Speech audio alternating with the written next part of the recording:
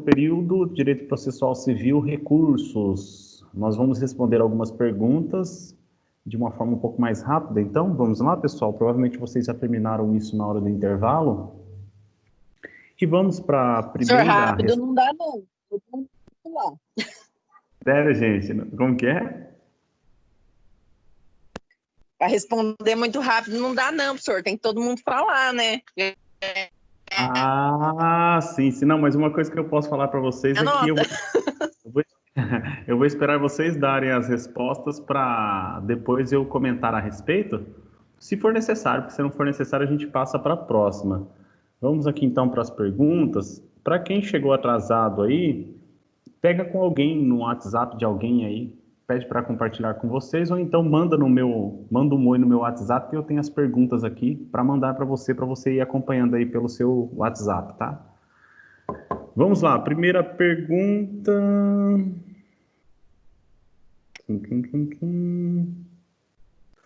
Primeira pergunta é: a ação rescisória é um recurso? O interessado aí na resposta? Eu já falei. Uma ação autônoma? Não, não é um recurso. Ah, Não é um recurso. é uma ação autônoma, tudo Da bacana, tá dando impugnação. certinho. É uma ação autônoma de impugnação. Vamos Carlos complementando, que respondeu agora aqui. tá tudo certo. Tá tudo certo. O que mais, gente? Uma ação autônoma de impugnação, o que mais?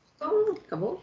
Ela tem como objetivo desfazer um efeito da sentença já transitada em julgada. Seria um rejulgamento. Perfeito. O que mais? Seja daquela que não cabe mais qualquer recurso. Cuja característica é essa, né? Uma característica dela é essa. Sim. Mais Ela algum É ponto? uma ação de conhecimento.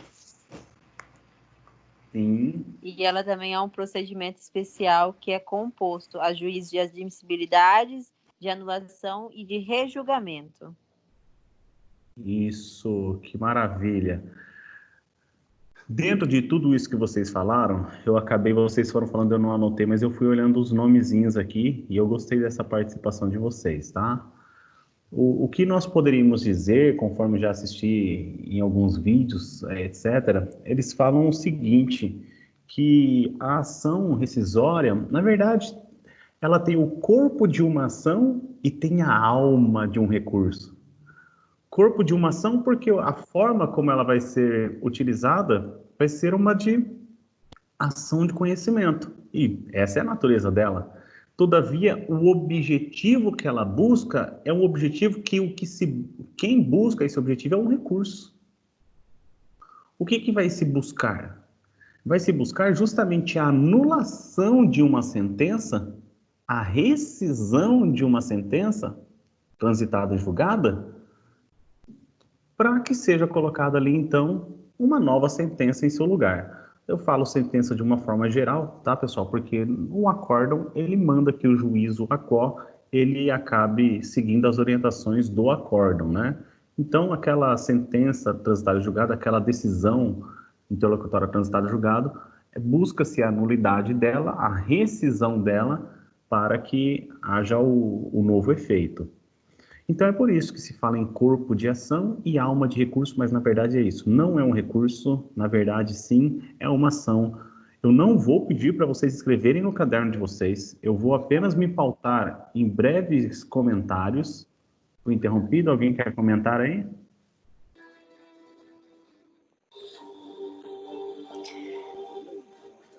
Vamos lá então, não. Olha só, gente.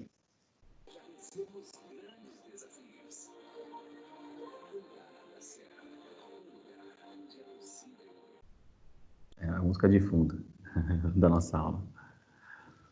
Veja só. Ó.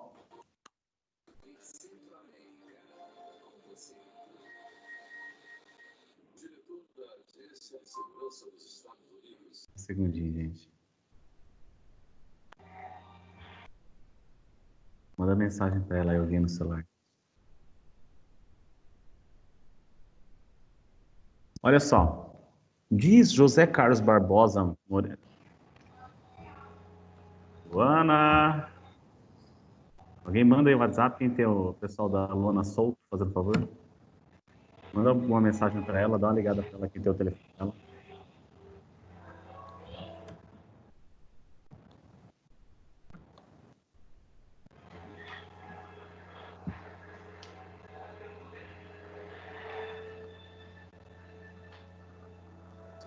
Oi, professor, tô aqui. Ei, tira o microfone, fazendo favor. Tá Os efeitos do conseguindo microfone. ouvir? Eu preciso que tira o efeito do microfone, fazendo favor. Ah, Obrigado. Diz José Carlos Barbosa, a ação rescisória é a ação por meio da qual se pede a desconstituição da sentença transitada em julgado com eventual julgamento a seguir da matéria julgada. Mais abaixo no material, se coloca assim, ó. Quanto à natureza, posso afirmar que a ação rescisória não é um recurso, porque só é cabível após a formação da coisa julgada. E o recurso surge na mesma relação processual em que se proferiu a decisão atacada. Ela faz surgir um novo processo. Ela aqui, pessoal, ação rescisória, distinto daquele em que foi proferida a decisão que se pretende rescindir, chamada de decisão rescindenda. Mas, por se prestar a atacar decisões judiciais, não obstante pressupondo relação jurídica processual nova, autônoma, disse então tratar de ação autônoma de impugnação. Então é isso. Quanto à primeira pergunta, a resposta formal, categórica, para você escrever numa segunda fase de concurso público ou numa avaliação dissertativa, são os termos que eu acabei de ler para vocês, que está lá no Encontro 15, que vocês têm acesso a isso. Para os acadêmicos que chegaram no segundo período aí, ou que chegaram depois das perguntas, peguem as perguntas e vão lá no Encontro 15, na pré-aula, que vocês vão acabar conseguindo acompanhar a aula, tá? E vamos agora, então, para a segunda pergunta, mas antes disso, só confirmando, nós tivemos a participação do Tiago, tivemos a participação do Carlos, tivemos a participação da Angelita, né? Isso, professor.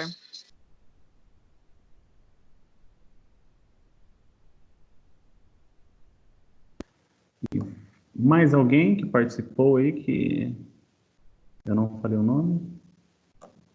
Poxa, eu professor. participei também. Milena. Goodbye, professor.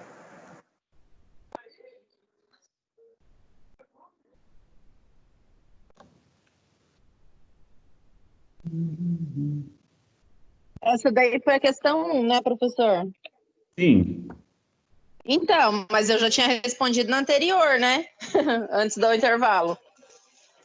Que eu ainda falei pro senhor, mas eu tenho aqui a questão. Quer que eu responda? Quem está me falando agora é a... Uhum. Poliana. É porque quando eu saio da frente daquela tela, eu não consigo... Vocês falam, e como eu não estou olhando para o rosto, às vezes eu acabo esquecendo, tá, gente? Sempre vai falando o nome, fazendo favor. Poliana, o senhor lembrou? Inclusive, eu apaguei seu nome aqui sem querer. Olha, nossa, querido você. Professora, eu também participei. Meu nome é Milena. O seu eu anotei ali. Vamos continuar, então. Questão 2. Você quer que eu responda de novo, professor, para você me dar nota? Não, já está bem aqui. A questão 2. Então. A questão 2 é a seguinte. Em quais situações se admite ação rescisória? O rol do artigo 966, que é a resposta da primeira pergunta, né? É taxativo ou exemplificativo? Então, pessoal, vamos lá, vamos para as respostas. O rol, ele é taxativo, professor. Taxativo.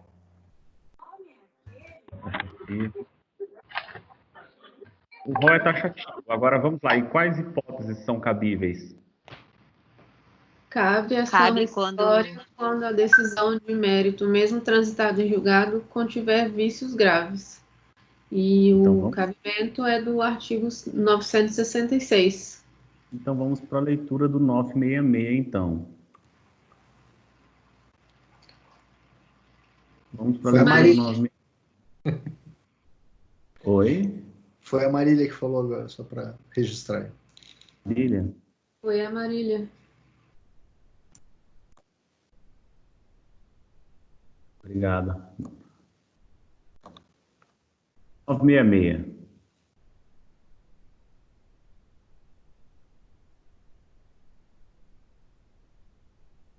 Eu peço para vocês depois deem uma aprofundada na leitura do material do encontro 15 a respeito de cada ponto desse, tá? A decisão de mérito transitada em julgada pode ser rescindida quando? Vamos parar por aqui. A decisão de mérito transitada em julgado pode ser rescindida quando? Atenção, gente, a decisão, ele está falando assim, a decisão, está falando decisão definitiva? Ele está falando a decisão interlocutória?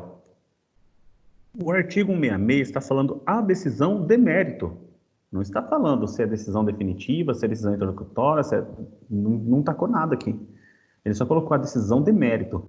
Então, há o entendimento de que, inclusive, decisões de mérito objeto de decisões interlocutórias, então, veja, uma decisão de mérito tratada em uma decisão interlocutória, ela acabaria tendo o efeito de gerar uma ação rescisória no futuro, uma vez transitada e julgada essa decisão interlocutória. Aí haveria discussão do prazo ali de 2 anos ou não, nessas circunstâncias. A partir de quando, né? Mas vejam, a decisão de mérito transitada em julgada pode ser rescindida quando? Então aqui, a decisão de mérito não está falando se é uma decisão interlocutória de mérito ou se é uma decisão definitiva, uma sentença, portanto, de mérito, tá? Então tem que ter essa reflexão. Saibam a respeito disso. Na hora de vocês fazerem a pesquisa, o estudo de vocês, é bom que vocês relembrem disso daí, que a decisão de mérito, ela pode ser uma decisão interlocutória de mérito ou pode ser uma sentença definitiva de mérito. Transitada em julgado pode ser rescindida quando? Se verificar que foi proferida por força de prevaricação, concussão ou corrupção do juiz, aqui é uma prática de crime, sendo certo que não há uma independência, né, entre o juízo criminal e o juízo civil, uma independência que ela não é absoluta, mas existe uma independência sim, e uma vez comprovado no juízo civil essa prática de crime ocorrida ali pelo magistrado, vai haver a possibilidade, então, de uma ação rescisória, tá? Então, maravilha, essa é a primeira situação. Professor, Pois não? o senhor estava falando do mérito, né? Mesmo quando, mesmo o mérito tendo sido resolvido, eu coloquei aqui, mesmo não tendo resolvido o mérito, que foi uma que eu achei na questão. Não sei se eu entendi errado, talvez, o que o senhor estava tentando explicar. Na verdade, quando é de mérito, é que tenha tratado do mérito, né? O que eu quis dizer é que não precisa ser uma sentença ou um acórdão exclusivamente. Tá? Pode ser que seja uma decisão interlocutória que tenha uma decisão de mérito. E vamos imaginar o seguinte, aquela decisão interlocutória, ela acaba ferindo a minha pretensão. E o meu advogado, a minha advogada sabe. Pessoal, vocês têm que tomar cuidado com o microfone, fazendo favor. E o meu advogado, minha advogada ali, safadazinha. Foi nada. Acabei sem querer, não sabia que você ia pedir desculpa, acabei cortando. Acabou perdendo o prazo do recurso. Então, vejam, gente, trânsito em julgado não é só quando se esgotou todos os meios recursais. Trânsito em julgado pode ser isso. A parte perdeu o prazo e não se valeu do recurso. Transitou em julgado aquele ponto. Então, vejam, a respeito daquele ponto, ele pode ser discutido eventualmente numa ação rescisória. Vocês querem pegar um exemplo? Vamos imaginar que eu estivesse tratando de um ponto arguindo a incompetência do juízo.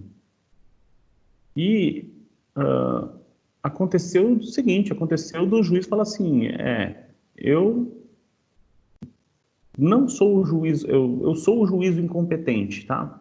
Eu sou o juiz incompetente. E no final das contas, eu sou o advogado da outra parte, come a bronha e não recorre. E não recorre daquela decisão interlocutória. Ele não recorre daquela decisão interlocutória, vamos supor que um outro juiz acolha, né, receba aquele processo, mas na verdade, aquele outro juiz julgando o processo, aquele outro juiz é que vai ser o juízo incompetente para julgar aquela demanda. Então vejam, nessa circunstância aí, havendo essa comprovação de incompetência de juízo, que não deveria ser respeitando o princípio do juiz natural, então vai haver a possibilidade, inclusive, de uma ação rescisória fundamentada no que se deu numa decisão interlocutória, só para vocês terem uma noção aí do assunto, né? Eu falei aqui de uma situação, alguém quer complementar? Alguém fez uma leitura mais aguçada, uma pesquisa um pouco mais aprofundada aqui? Quais são as hipóteses de cabimento? Porque não basta falar aquelas previstas no 166. Eu acabei de ler aqui a do inciso 1, falando que é da prática do crime do magistrado quanto a esses crimes tipificados no artigo 39 do Código Penal ali, né? Na verdade, do CPC. Só que temos o inciso 2. Alguém quer comentar a respeito dos incisos ou eu vou tacando aqui de forma rápida para vocês? Então eu vou falar, enquanto ninguém me interromper. Proferida por juiz impedido ou por juízo absolutamente incompetente. E o que é um juízo absolutamente... Gente, juízo impedido é aquela questão de impedimento, de suspeição, vocês já estudaram oportunamente.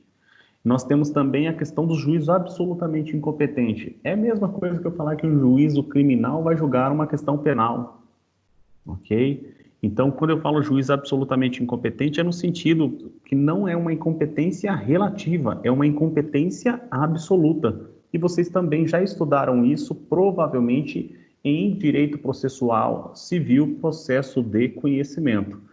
Isso vocês conseguem até pegando o material que consta lá na unidade 15, no encontro 15, e estudar nas questões de impedimento do artigo 114 e nas causas de suspeição do artigo 144 de impedimento e 145 na questão de suspeição. E quanto à incompetência, é bom vocês memorizarem que a incompetência relativa ela pode ser prorrogada, ao contrário da incompetência absoluta. 3. Resultar de dolo ou coação da parte vencedora em detrimento da parte vencida ou ainda de simulação ou colusão entre as partes a fim de fraudar a lei. Então aqui nós temos outras circunstâncias cujo exemplo que foi colocado para vocês se dá da seguinte forma: as partes fazem um acordo extrajudicial para que o autor desista da ação caso o réu faça uma doação de um imóvel a determinada pessoa. Apesar de este cumprir com sua parte fazendo a doação, o autor não desiste da ação, prosseguindo o processo à revelia do réu, que não contesta por crer que o autor cumpriria sua parte no acordo. A sentença de procedência resulta, assim, de um comportamento objetivamente reprovável do autor. Então, essa é uma circunstância aqui possível prevista no inciso 3. Em resumo da história, a gente está vendo aqui situações que demonstram que a sentença acabou resultando algo que contraria o nosso ordenamento jurídico. Seja por culpa do magistrado, seja por culpa de uma das partes, tá? Alguém quer fazer algum comentário? Vou dar seguimento aqui, só estou abrindo a porta para um acadêmico entrar. Ofender a coisa julgada.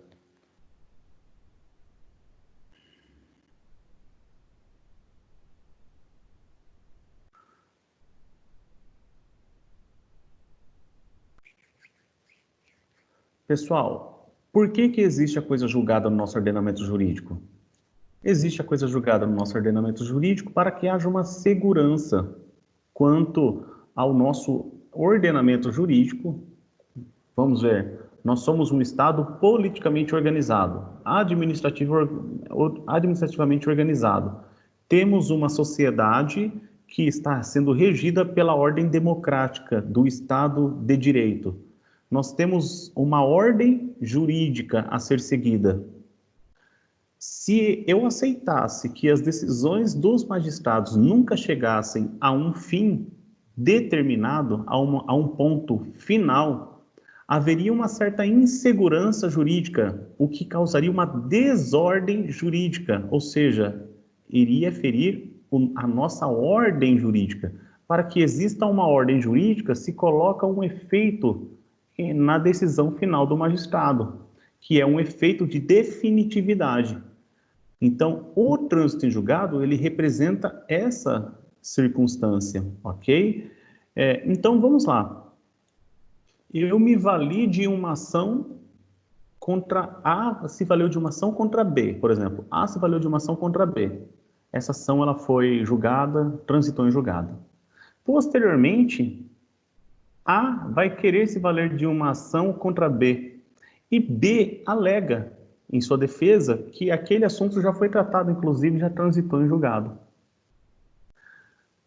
Quanto a essa sentença que julgou, extinguiu o mérito, julgando o mérito aqui nessa circunstância, com fundamento no trânsito em julgado, nessa preliminar, a parte sucumbente acaba se valendo de uma ação rescisória.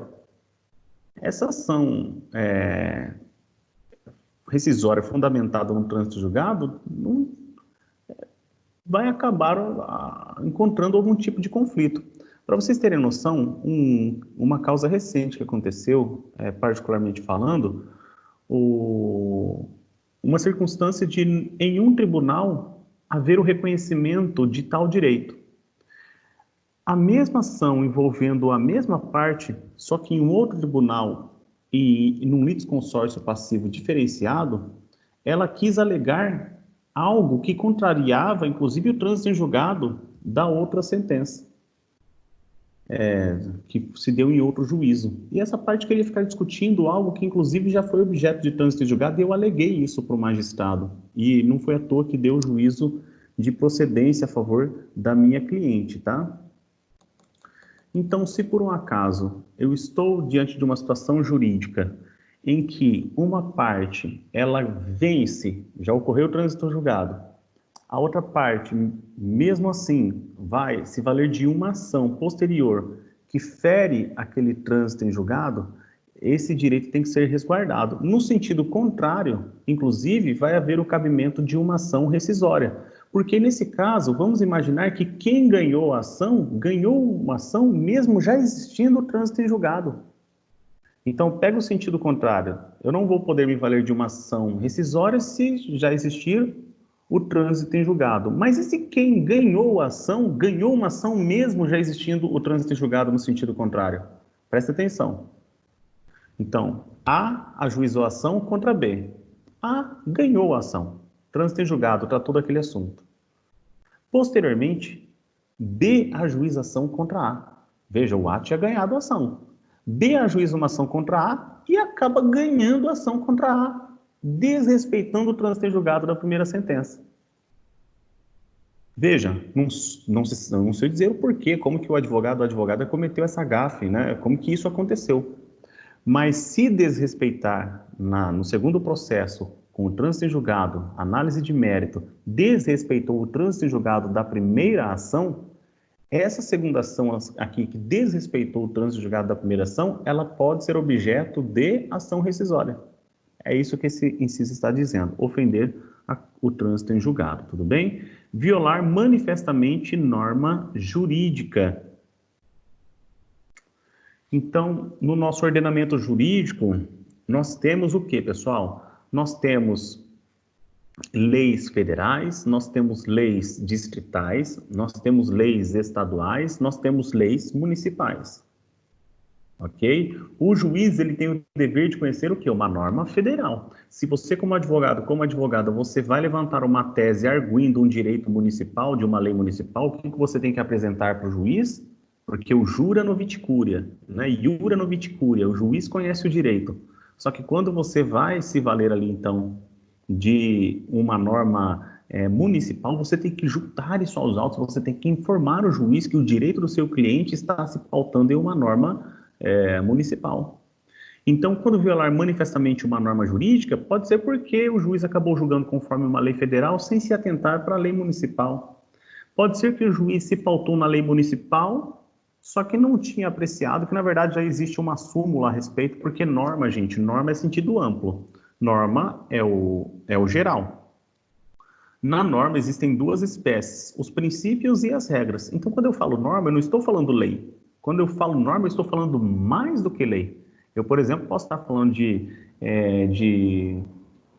repetitivos, eu posso estar falando de súmulas, eu posso estar falando de súmula de efeito vinculante, eu posso estar falando de reconhecimento de repercussão geral, né? São vários pontos que abrange norma, tá? Então, veja, quando no trânsito em julgado aquela decisão de mérito acabar violando manifestamente uma norma jurídica, será possível o quê? Será possível uma ação rescisória, tá? Olha só aqui, o material diz que detalhe importante é que o inciso exige manifesta violação da norma, o que significa que deve ser evidente, clara, ou seja, demonstrada mediante prova pré-constituída, ok? Mesma coisa que a gente falar do direito à ampla defesa, não é falar que eu tenho direito à defesa meramente, eu tenho direito à ampla defesa, certo? O próximo inciso, for fundada em prova cuja falsidade tenha sido apurada em processo criminal ou venha a ser demonstrada na própria ação rescisória. O que isso aqui está dizendo? Foi fundada em prova falsa. Então, pela teoria do fruto da árvore envenenada, né? Então, veja, se a árvore está envenenada, o fruto está envenenado. Se a prova é falsa, ainda que por derivação, né, a gente vai, então, se pautar na figura de que pode ser promovida uma ação rescisória. Professor, mas acontece que no momento da sentença, que transitou em julgado, inclusive, aquela prova ela era tida como lista. Ela só foi reconhecida como uma prova falsa depois, no juízo criminal. Pode ajuizar. Professor, acontece que essa prova falsa ela não foi provada até agora, que é a prova falsa, mas a pessoa se valeu da ação rescisória e na ação rescisória ela conseguiu comprovar que aquela prova era falsa. Pode também. Também pode, tá? Professor, retornando, uma pergunta, eu já vi casos sobre notas fiscais, aqueles blocos, antigamente, que a gente preenchia, certo? Que agora é nota fiscal eletrônica. E eu não vi uma ação rescisória em si, mas eu vi a ação criminal por falsificação dessas notas, ou seja, tinha aquele bloco. Aí a pessoa precisava dessa nota para comprovar alguma determinada coisa, ia na empresa, normalmente um direito, alguma coisa assim, ia na empresa e pedia para a empresa emitir nesse bloco antigo. E daí depois veio a ser descoberto que essa nota, na verdade, ela era falsa, tecnicamente, porque não houve uma venda, só foi emitida para garantir um determinado direito. Conseguiu compreender o que eu quis falar? Sim. Mas não deixa de ser falsa, né? Não deixa de ser falsa. Você só citou um exemplo dentre as diversas hipóteses de uma prova ser considerada falsa, não é? Não é? Exatamente. Eu vi, a pessoa ainda está respondendo um processo criminal ainda, que é bem demorado, porque tem questão de assinatura, enfim. Vai dar até prescrição. É um crime que não tem uma pena muito alta. Mas vamos lá, então, gente. Isso aqui é o seguinte, eu falo em prova falsa aqui, gente, tem que ser o objeto do mérito. O que acontece? Quando a gente procura o Poder Judiciário, em regra, é o padrão. É porque nós estamos diante de uma lide. O que é uma lide? É o conflito de interesses qualificado por uma pretensão resistida. E quando nós temos, então, a apresentação na demanda e a outra parte é citada e a outra parte contesta, ou seja, tem aquela pretensão resistida, houve a formação da lide, no curso do processo, as partes na peça inicial, o autor, a parte requerente, acaba dizendo quais são os pontos que formam essa matéria de defesa, essa matéria de defesa mesmo dos seus interesses. Chega a parte requerida, a parte contrária, na contestação, levanta os seus pontos de interesse também, quanto à sua matéria de defesa dos seus interesses. Ponto A versus ponto B, na verdade, ponto B versus ponto A, acaba gerando esses pontos controvertidos, acabam gerando o quê? Uma questão. Essa questão é que vai ser julgada pelo juiz. Vamos imaginar que essa prova falsa não fosse o ponto principal da tese de A, ou não fosse o ponto principal da defesa de B. Então, só para fazer um comentário, que nós estamos falando aqui em relação da possibilidade de ser, quando fundado, em uma prova falsa, mas não vai ser uma prova falsazinha que não teve relevância. Tem que ter sido o porquê do julgamento de procedência daquela ação transitada em julgado, do porquê daquele julgamento de improcedência daquela ação transitada em julgado, tá? É nesse sentido que eu tenho que fazer um comentário para vocês. Formado no processo de conhecimento ali uma questão controvertida, qual que é o ponto principal de defesa? Ela se pautou naquele documento falso?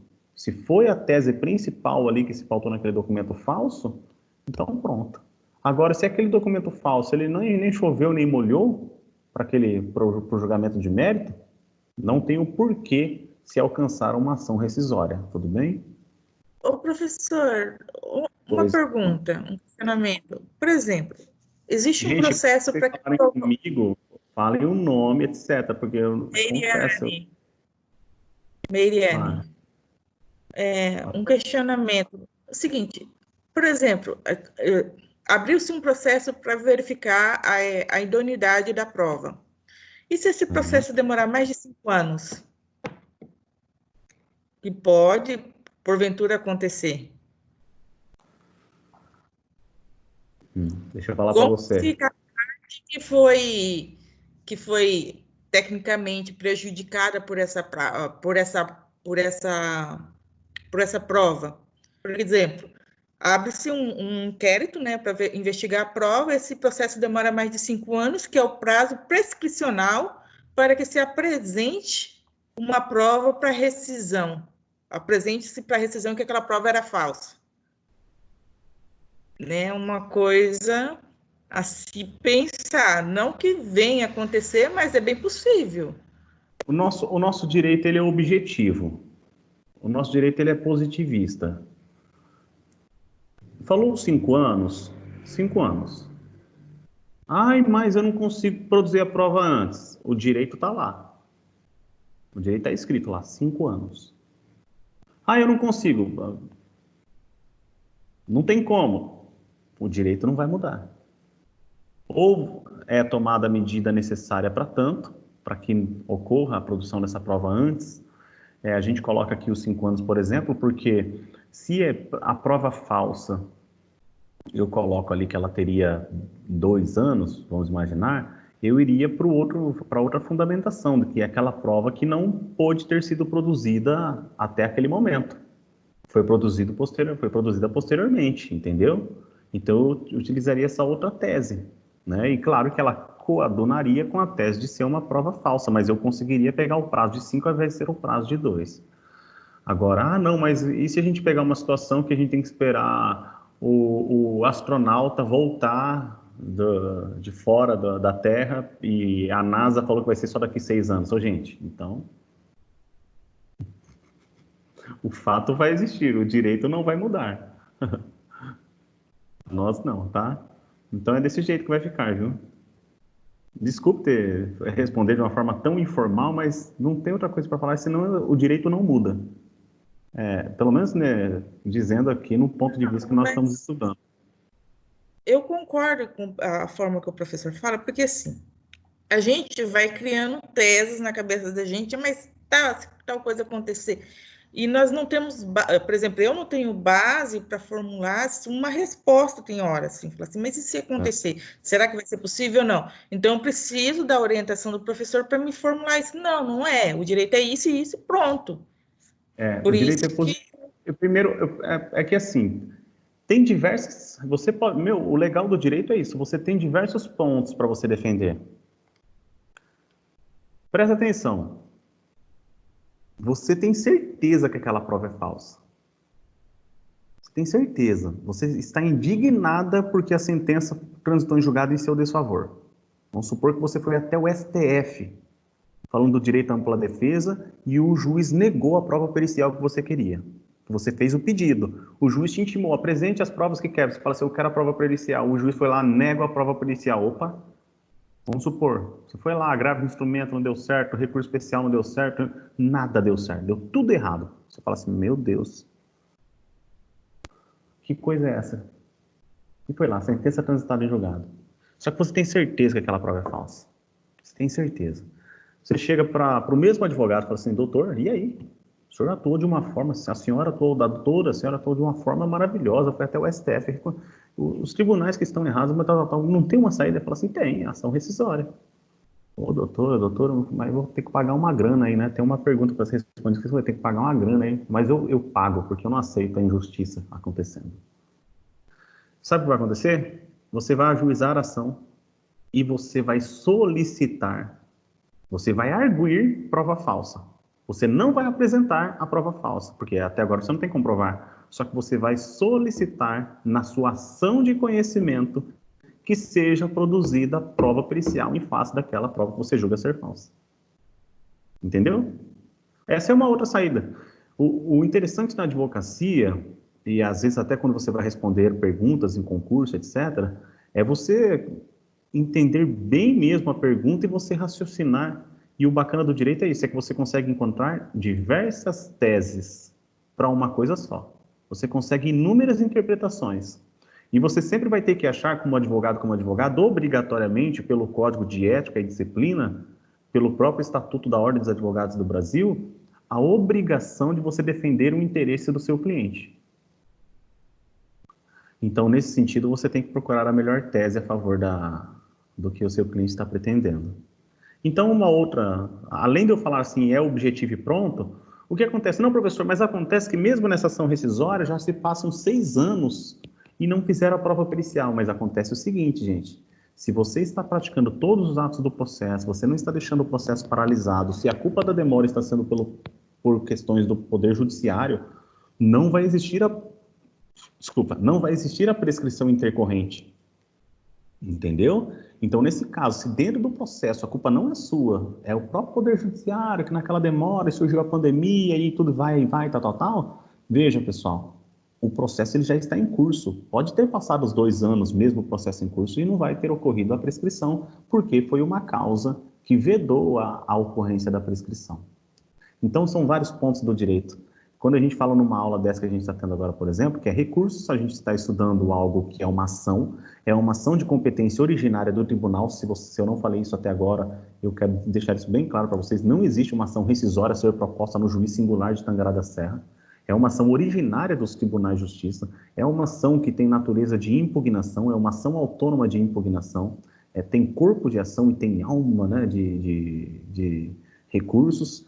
É uma ação que vai ter que seguir, sim, na sua petição, os requisitos do artigo 319 do CPC e ainda buscar essa questão da rescisão. Toda a ação de rescisão, ela vai ter a finalidade, vai ter que tratar do assunto de anular a sentença, aquela decisão de mérito, né, julgada na ação anterior. Só que nem sempre ela vai alcançar a rescisão. Então, que sempre vai ter o objeto, a busca da rescisão, isso toda ação de rescisão vai ter. Mas nem sempre vai ter o outro julgamento que vai ser a anulação daquele primeiro processo. E aí o que vocês viram no estudo até o presente momento é que a ação de rescisão, embora ela seja possível, ela está prevista no artigo 966 num rol taxativo, conforme já foi bem passado por vocês. E esse rol taxativo, eu estou lendo aqui para vocês algumas situações e eu peço para vocês aprofundarem a leitura nos livros acadêmicos que vocês têm e também no material que eu postei no encontro 15, né, que é o nosso penúltimo encontro. O último vai ser semana que vem.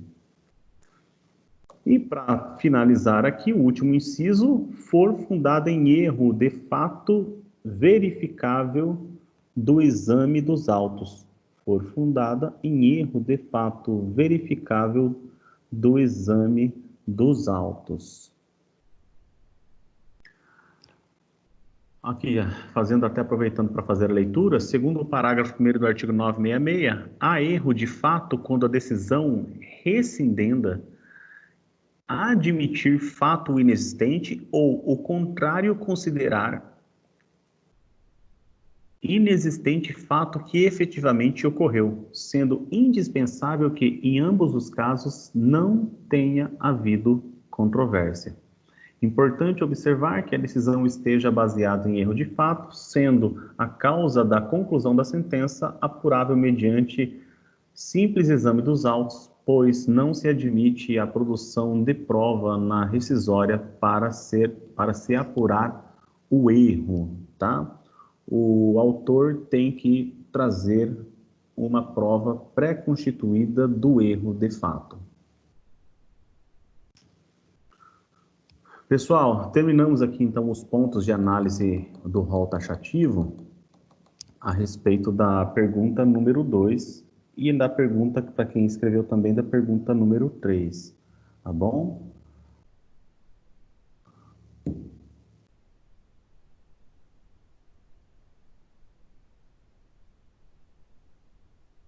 Pergunta número 4.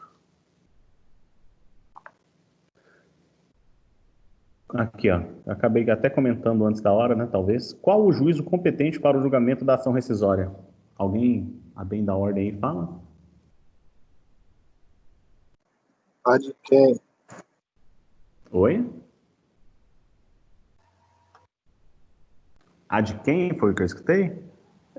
São os tribunais. Isso. Professor, Eu coloquei na que a pesquisa, competência. Vamos lá, gente. Pode falar. eu coloquei que a competência ela é originária do tribunal, que julgará quando proposta contra as suas próprias decisões e contra as decisões dos juízes do primeiro grau e a ele vinculado. Bacana. Podem continuar aí quem ia comentar para complementar sem problema algum. Não precisa ser só um que responde, podem ser vários, tá? A minha resposta era igual a dela. Que eu coloquei que é de competência originária do tribunal, que profere o julgado residente. Uhum. STJ, né? Desculpa. Como que falaram, hein? Quem falou, por favor? Professor, é de competência do Supremo Tribunal da Justiça, né? Ah, tá. Vai, sim, sim. Mas quem mais falou?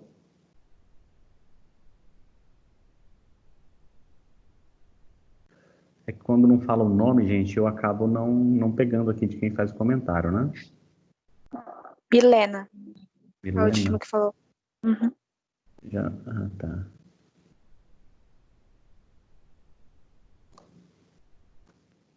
Ok.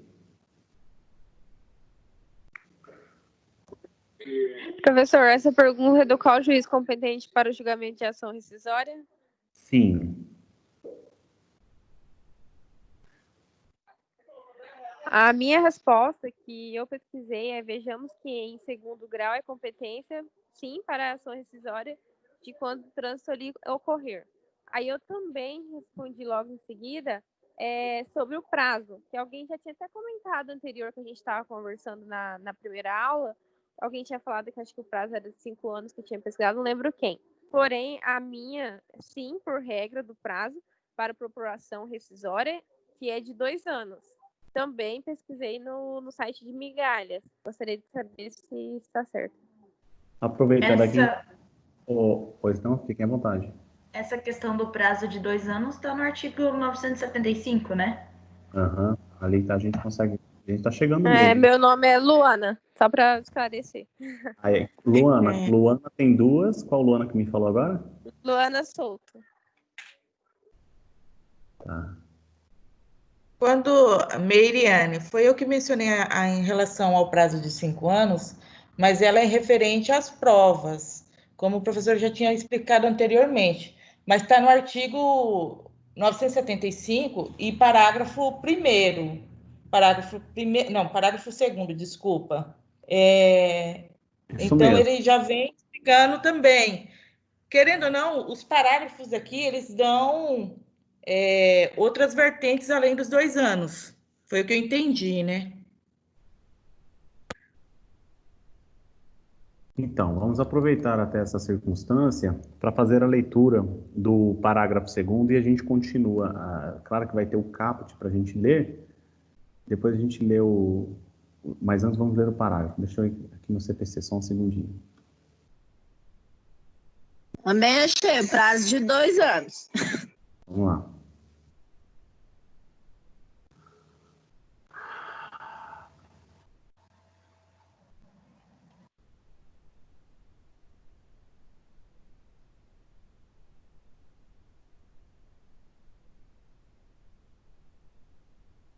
Nas hipóteses previstas nos incisos do caput, será rescindível a decisão transitada e julgada que, embora não seja de mérito, impeça. Espera aí, eu estou no artigo errado.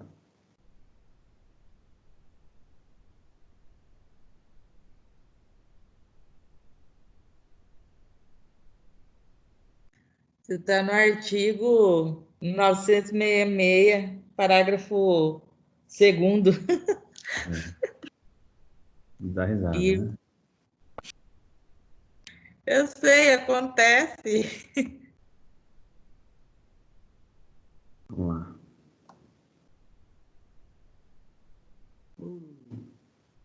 E o parágrafo 2º que vocês acabaram de fazer a leitura... Só um segundinho. Artigo 975.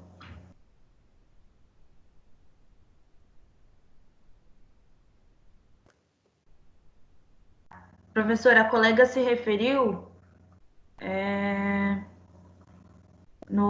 ao artigo 966, parágrafo 2º. Não, o 966 era o que o professor estava lendo.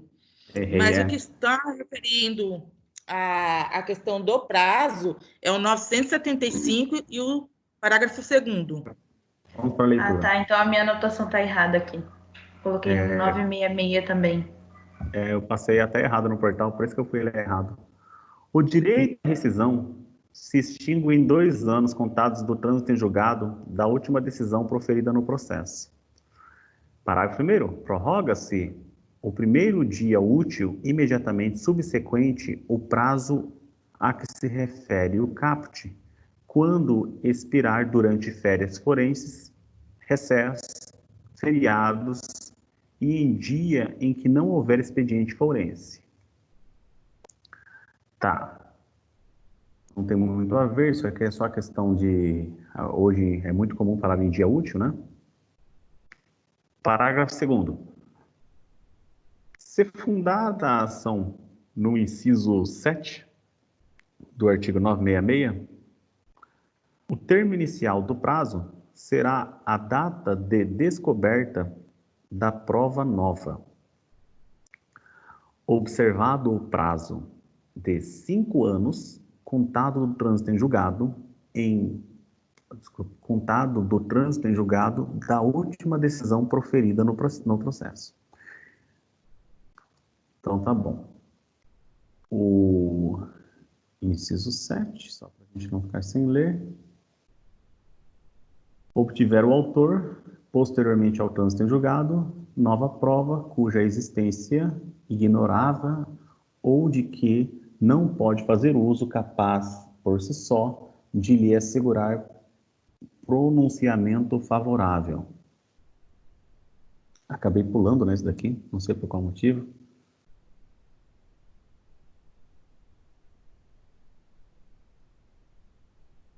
Eu pulei o inciso 6, o inciso 7 e o inciso 8, acabei não fazendo a leitura, mas a gente aproveita agora para fazer a leitura. Então, o inciso 7 se refere a uma prova que ele não teve acesso, não tinha como ter acesso, e coloca-se aqui o prazo postergado pelo menos no momento da leitura inicial. O que acontece? Quando a gente fala de um prazo, um giroflex falou assim, prazo, Imagina só, prazo. Você tem que imaginar, em cima da sua cabeça agora, um giroflex. Porque quando se fala prazo, todo prazo, ele tem o termo a qual e o termo ad quem. Então, todo prazo, ele tem um termo para ser considerado. Todo prazo, ele vai ter que ser considerado a partir de qual data? Então, por exemplo, eu estou falando de um negócio jurídico. Para eu buscar a nulidade dele, é a partir de quando? Da celebração. É a partir de quando? Do término da coação. É a partir de quando? Da ciência do vício. É a partir de quando? Eu não sei. É o giroflex.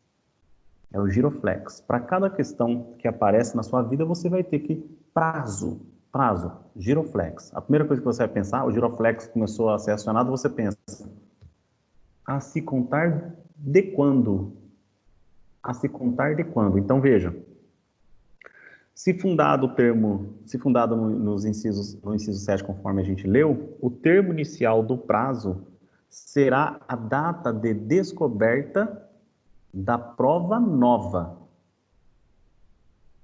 Então, vejam, o termo inicial para a ação rescisória será o da descoberta da prova nova, observado o prazo máximo de 5 anos, contado do trânsito em julgado da última decisão proferida no processo. Então, aqui ele fala que o termo, aquilo que é o giroflex, aquele que, prazo, porque para eu memorizar que é prazo de 5 anos, que é prazo de 10 anos, que é prazo de 3 anos, talvez seja fácil. Mas para eu considerar qual que é o termo inicial desse prazo, é o giroflex. O termo inicial do prazo será da data da descoberta da prova nova. E aqui fala observado o prazo de 5 anos. Observado o prazo de 5 anos para quê? Não é verdade? Para quê? Nós estamos falando, no caput foi colocado o quê? O direito à revisão se extingue em 5 anos. E aqui ele coloca aqui que é observado o prazo de 5 anos na relação do inciso 7 do artigo 966, da produção de novas provas. E aí, qual que é o posicionamento de vocês? Vocês estão falando que continua sendo de 2 anos? Esse é o posicionamento? É essa a discussão? Não, professor. Na minha questão é o seguinte: existe o prazo de 2 anos, que ele é o prazo principal. Entretanto, quando se trata de provas, ele se torna de 5 anos. Para ele mas ser isso mesmo. essa distinção. Concordo, mas alguém leu alguma coisa diferente? Alguém está fazendo uma discussão no jeito diferente? Pois não? Ou todos? Fala aí, Não, Johnny. a parte que eu li mesmo só foi de 2 anos, eu não aprofundei. Ele vai... Como, Johnny? Entendi, Luana.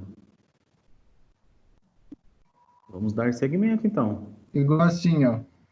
O prazo máximo que está estabelecendo é de 5 anos. Aí, em regra, é 2 anos. Aí, assim, se ele descobrir a prova um ano depois, ele ainda tem 1 ano para poder entrar. Só que, como é uma nova prova, ela entra dentro daqueles 5 anos. Aí ele vai ter 2 anos a partir daquele 1 ano. Seria, ao total, 3 anos, então. Eu sei que, em regra, sempre é 2 anos. Repete isso aí, repete isso aí. O prazo máximo é 5, mas quando você encontra a prova, você tem 2 anos para poder entrar com a ação. Por isso que o prazo regra é 2 anos. Ó, vamos lá. O inciso 7 do 966, inciso 7, vamos voltar para o inciso 7. O 966 fala: obtiver o autor, posteriormente ao trânsito julgado, prova nova, cuja existência ignorava, ou de que não pôde fazer uso, capaz por si só de lhe assegurar pronunciamento favorável. Então, vejam, esse inciso, ele está falando do quê? Prova nova. Johnny, agora você está tratando de uma situação que é de prova nova, concorda comigo? Eu só não estou entendendo agora o porquê que são 3 anos. Se aqui no artigo 975, parágrafo 2º... Não, é só um exemplo. Eu acho que o senhor é o meu exemplo, então. Então fala para a gente de novo, só para a gente, às vezes para a sala toda aí ficar mais esclarecida. Não, acho que vai confundir o povo. Então, pessoal, na verdade, vamos ficar nessa forma como nós estudamos, do inciso 1 até o inciso 8, 2 anos, com exceção do inciso 7, que ele abre a possibilidade, inclusive, do prazo de 5 anos, por força de ser uma prova nova, tá? E veja só, o parágrafo terceiro ele acaba trazendo aqui também essa questão do giroflex, ó, nas hipóteses de simulação ou de colusão das partes, o prazo começa a contar para o terceiro prejudicado e para o Ministério Público. Então vejam, a gente está falando dos legitimados.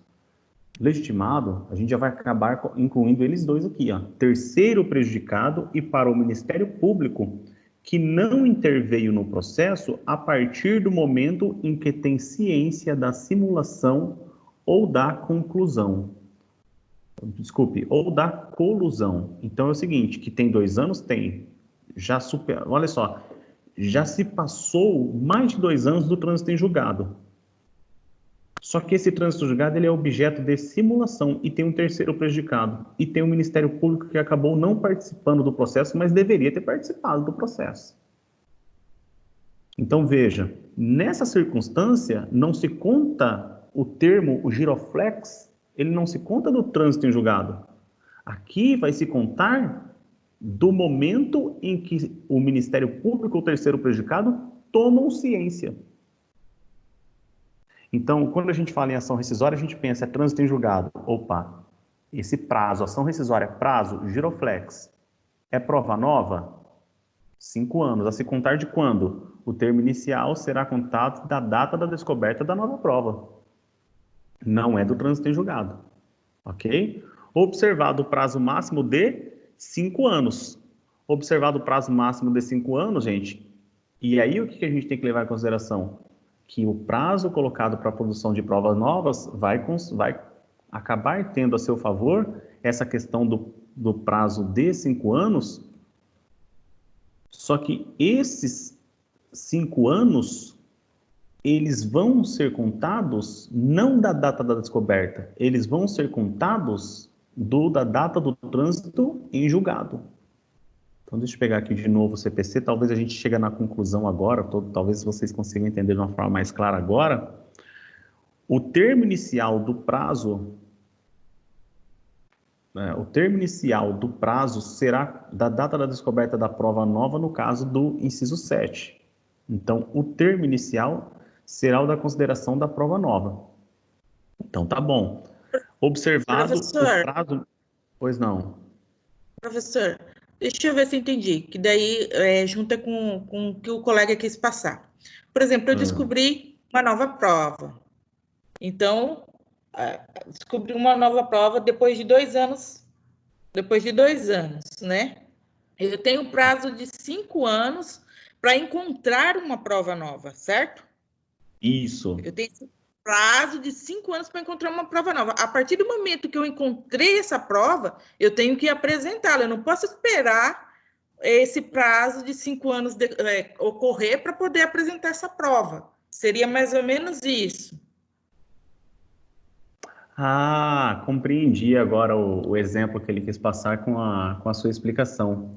O que se está colocando, então, é que o prazo é de 2 anos. Se ele descobriu, por exemplo, a prova nova no primeiro ano, superado 365 dias, que ele teria, então, mais 2 anos.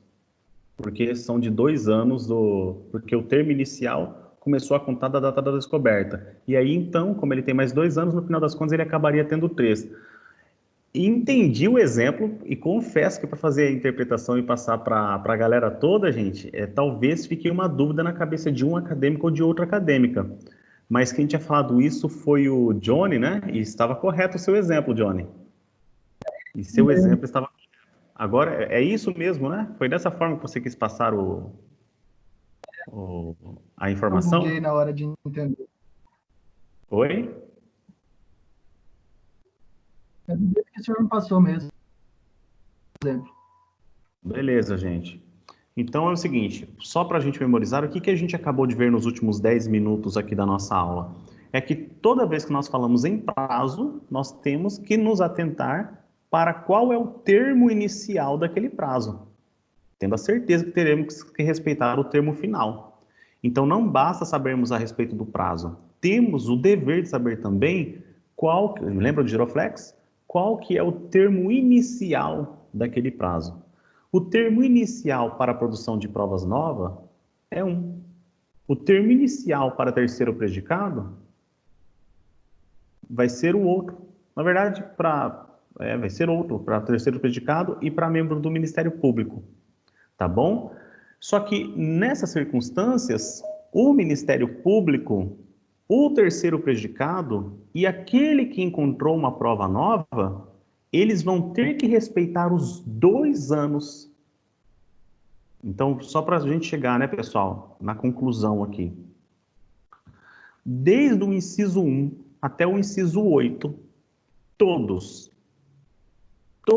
terão que respeitar o prazo de 2 anos para ação rescisória. Ponto. A observação que se coloca é a seguinte: em relação àquele que vai se valer de uma prova nova, do caso do inciso 7 do artigo 966, aquele que vai se valer de uma prova nova, ele terá o direito de, mesmo que superado os 2 anos do trânsito em julgado, de, se ele tomar conhecimento, ele ajuizar a ação rescisória. Porque os 2 anos para ele tem um termo inicial diferenciado, que se admite, inclusive, que ele tome ciência dentro do prazo de 5 anos contados do trânsito em julgado. E quando nós falamos do Ministério Público, numa ação que ele devesse fazer parte e não foi chamado, quando nós falamos do terceiro prejudicado, esses 2 também têm que respeitar o prazo de 2 anos. Acontece que somente começará a correr o prazo de 2 anos para eles, da data em que eles tomarem ciência. Entenderam? Professor, e aqui não tem o prazo de 5 anos colocado para eles? Aqui não foi colocado prazo nenhum, aqui só falou o quê? De quando eles tomarem ciência. Quando que o terceiro prejudicado vai tomar ciência? Pois não? Aí, no caso, ficou bem aberto, né? Porque, por exemplo, se daqui 6 anos, na prática não funciona assim, a prática às vezes é diferente da teoria. Mas, por exemplo, 6 anos, aí ele toma ciência, ele tem mais 2 anos para... Você entendeu? É bastante tempo. A pessoa pode ter até falecido no meio tempo. Mas é o que está previsto aqui na lei, né? E é o seguinte, o que para vocês tem importância nesse momento? Para vocês tem importância o seguinte: o que vai cair no seu exame da ordem? O que vai cair no seu concurso público? Então, quando falar a respeito dos 5 anos, tem até 5 anos, vocês vão ter que se lembrar, não é para o Ministério Público e não é para o terceiro prejudicado. Isso é para produção de provas novas. Então, essas diferenciações, o importante para vocês nesse momento, caso que um dia vocês venham atuar como advogado, tudo bem, como advogado, tudo bem, tem muita valia. Mas eu falo que para vocês, objetivamente falando, eu como professor, pensando no sucesso profissional de vocês, eu acho que é isso. Eu acho que vocês têm que pensar, poxa, aquele de 5 anos é para prova nova, aquele de começar a contar da ciência é a respeito do Ministério Público, e olha só, quando não interveio no processo, e do terceiro prejudicado. Tudo bem? Vamos lá para a próxima pergunta. Quem tem legitimidade ativa para a propositura da ação rescisória? Legitimidade ativa da ação rescisória agora, gente. Tem legitimidade quem for parte ou seu sucessor, o terceiro juridicamente interessado e o Ministério Público. Vídeo artigo 967. 967. Tem legitimidade para propor ação rescisória, conforme bem lido aqui, Sara, né?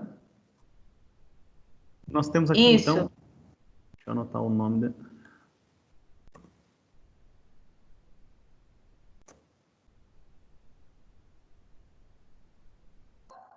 Entretanto, o caso do Ministério Público aí só vai ocorrer se ele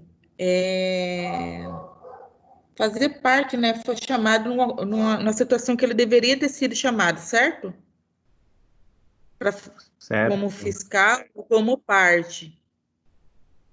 Então, ele é bem relativo isso daí. É somente se, que é estipulado aqui, se ele foi, né? Se ele deveria ter comparecido antes e não foi convocado, né? Legal. Não sei se consegui abordar bem isso. Gente, vamos lá. A leitura talvez facilite mais para a gente, né? Tem legitimidade para propor ação rescisória. É que vem colocado quem foi parte do processo. Ou bacana, né? Ou seu sucessor a título universal ou singular. Inciso 2, o terceiro juridicamente interessado, o Ministério Público. Agora, o Ministério Público não parou o ponto, colocou 2 pontos. O Ministério, se não foi ouvido no processo em que lhe era obrigatória a intervenção. Inciso, a linha B, quer dizer, quando a decisão rescindenda é o efeito de simulação ou de colusão das partes a fim de fraudar a lei. Veja, nessa circunstância aqui, quando for a questão de simulação, a questão de colusão, etc., aquilo que a gente já viu ali em cima no exemplo que foi passado, ele não precisava ser obrigado a falar no processo.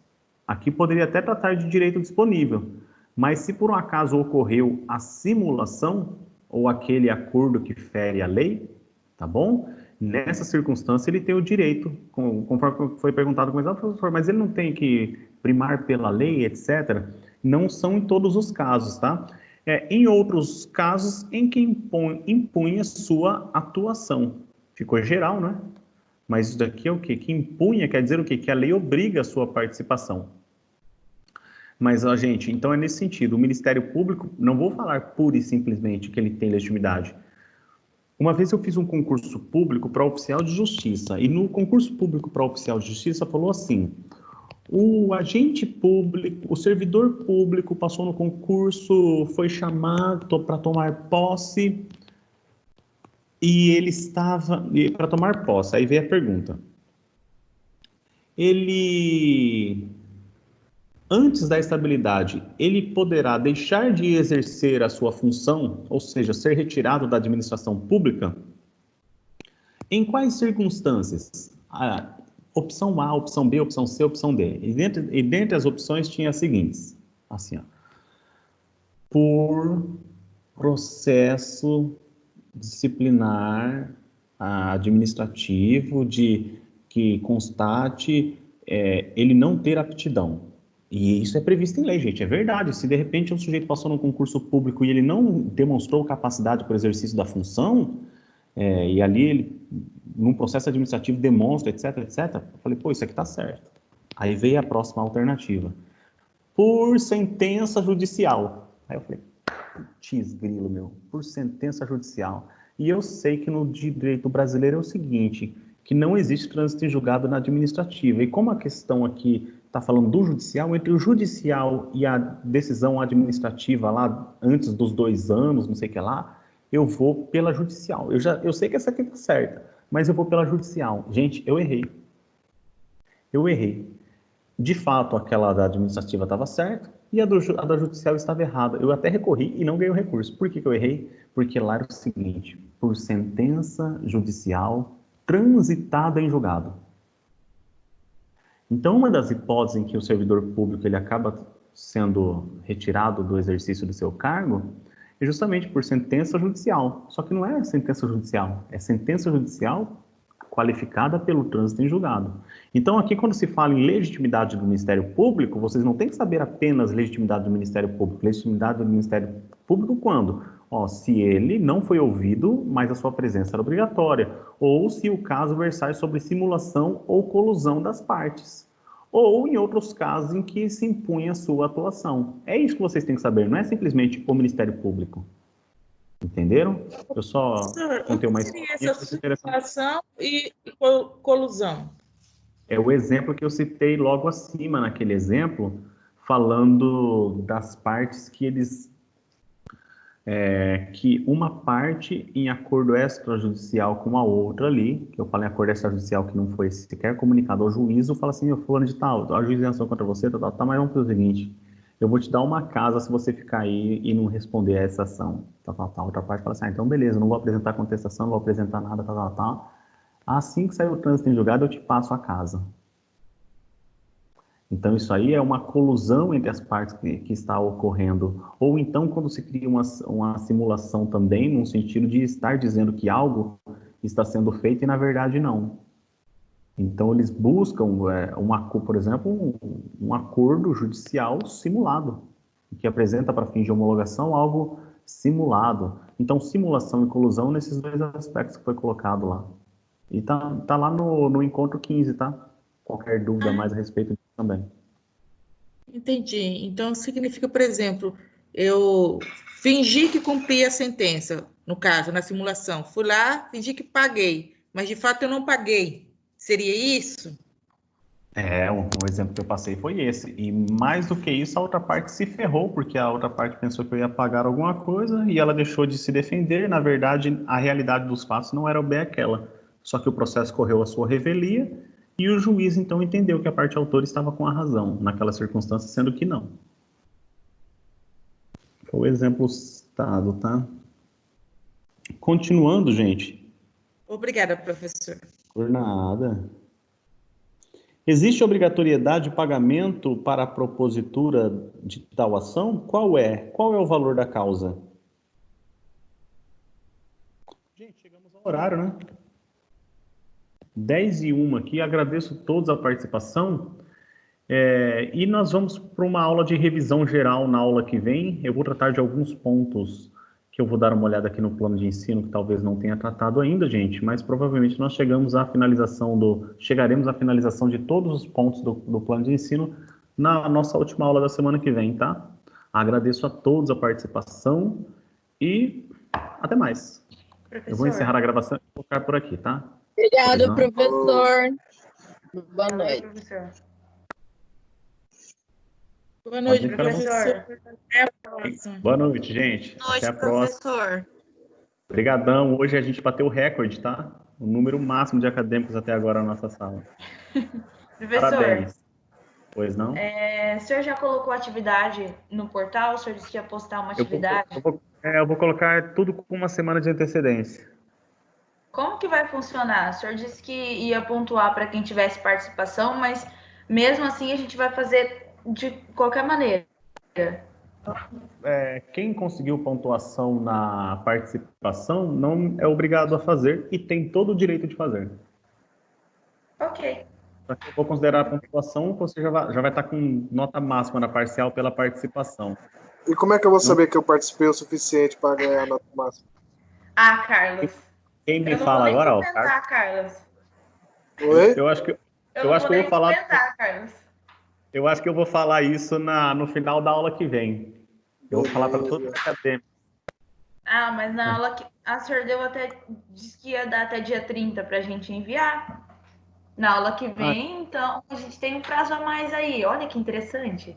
O prazo está se estendendo. A nossa aula... Deixa eu ver aqui que data. Deixa eu salvar aqui a gravação.